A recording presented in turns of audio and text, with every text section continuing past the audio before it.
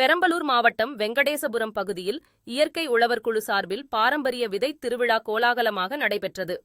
விவசாயத்தை முதன்மையாக கொண்ட பெரம்பலூரில் பருத்தி, மக்காச்சோளம், சின்ன வெங்காயம் உள்ளிட்டவை அதிக அளவில் சாகுபடி செய்யப்படுகின்றன.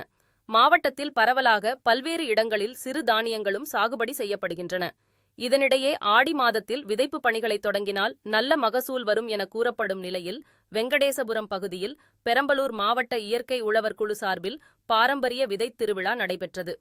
இதில் நாட்டு காய்கறி விதைகள், பாரம்பரிய நெல் ரகங்கள், பயிறு வகைகள், நாட்டு சர்க்கரை, மசாலா பொருட்கள், மதிப்பு கூட்டிய தின்பண்டங்கள், இயற்கை ஈடுபொருட்கள் உள்ளிட்ட ஏராளமானவை காட்சிப்படுத்தப்பட்டு விற்பனை செய்யப்பட்டன.